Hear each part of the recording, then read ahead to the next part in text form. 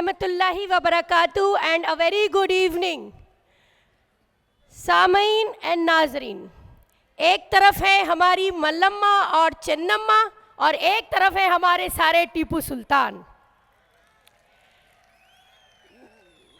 मैं आपके सामने कोई ज़्यादा बड़ी लंबी स्पीच नहीं दूंगी क्योंकि आज आपने हमारे बहुत काबिल, बहुत सीनियर लीडर्स को सुना और मुझे पूरी उम्मीद है कि बात आपके जहन और आपके दिलों तक पहुंच चुकी होगी।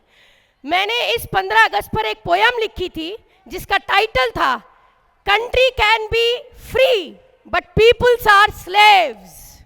मुल्क आज़ाद है, हम अभी भी गुलाम हैं।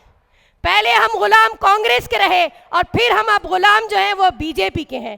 आप लोगों से कोई ऐसी चीज़ नहीं जो छुपी हुई हो, सारी खबरें आप जानते हैं, सारे हालात आप जानते हैं। चूँकि हमें अभी और लोगों को भी सुनना है इसलिए मैं अपनी बात बहुत मुख्तसर रखूँगी।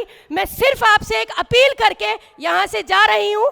मेरी बहनों, मेरी माँओं और मेरे बहुत ही अजीज़ बुज़ुर्गों और मेरे भाइयों, इस बार आपको अपनी स्ट्रैटेजी बनानी है और आपको इलेक्शन में एक ऐसी स्ट्रैटेजी बनानी है कि आपको जालिमों का तख्ता उलट देना है। आपको इस बार दिखा देना है कि तू फिरौन है तो हम भी मूसा हैं। आप देखिए कि 15 अगस्त पे इन्होंने कहा कि हम 75 साल आज़ादी के पूरे होने की खुशी में महोत्सव बना रहे हैं। मैं नहीं मानती ऐसी आज़ादी को जिसमें आज भी औरतें रेप की जाती हैं, मजलूम बच्चे लिंच किए जाते हैं और न जाने कितने जवान ऐसे लोग जो हक की बात करते हैं सलाखों के पीछे सजा काट रहे हैं। मैं ये कहना चाहूँगी, अगर इस बार एक वोट भी आप लोगों ने किसी और पार्टी को दिया, खुदा की कसम आप अपनी बेटियों की और अपनी बहनों की इज्जत का सौदा करेंगे। खुदा की कसम आप अपने आने वाली नस्लों का खून करेंगे। आप मुजरिम होंगे, आप मर्डरर होंगे अगर आपने इस बार अपनी वोटिंग स्ट्रेटजी तय नहीं की तो। मैं आपसे सिर्फ एक अपील कर रही हूँ और ये इल्तिजा कर रही हूँ, बहुत दर्दमाना दिल से इल्तिजा कर रही हूँ। आपने आज सुन लिया है और आप देख रहे हैं, आपके कान भी खुले हैं, आपकी आंखें भी खुली हैं और आपके जहन भी खुले हुए हैं। इस बार धोखा मत खाइएगा, खुदा के वास्ते इस बार आप बचाइए ताकि आने वाले 75 साल के बाद आप लाल किले पे झंडा फहराते हुए ये खुशी महसूस करें कि हाँ आज हम वाकई आज़ाद हैं।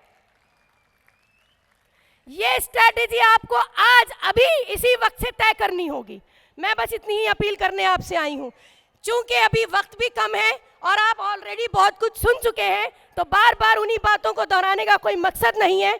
बहरहाल हमारी बहनों से खास अपील ये है कि इस बार आपको साबित करना है कि रानी की झांसी आप ही हैं, हजरत बेगम महल भी आप ही हैं, रजिया सुल्तान भी आप ही हैं और रानी चन्नम्मा भी आप ही हैं।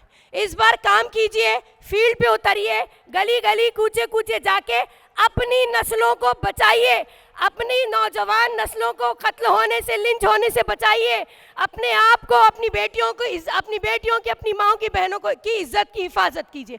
अगर आप समझते हैं कि आप में इंसानियत है वाकई और आप दर्द रखते हैं तो मैं मानती हूँ यहाँ से उठ के जाने वाला हर शख्स आज ये अहद करके जाएगा कि उसको अपनी वोटिंग स्ट्रैटेजी कैसी रखनी है। एसडीपीआई पार्टी बिल्कुल आज वही काम कर रही है जो फ्रीडम फाइटर्स ने फ्रीडम मूवमेंट में किया था। एक वो जंग थी, आज फिर एक जंग है। एक वो जालिम थे, आज फिर एक जालिम है। तो बहरहाल बन जाइए टीपू सुल्तान और बन जाइए फ्रीडम फाइटर, बचाइए मुल्क को, बचाइए नस्लों को। और याद रखिएगा आपकी स्ट्रैटेजी सिर्फ इस दुनिया के लिए नहीं है बल्कि आप अल्लाह के सामने भी सुरखरू रहेंगे कि आपने इंसानियत का हक अदा कर दिया। बहुत शुक्रिया, अल्लाह हाफिज।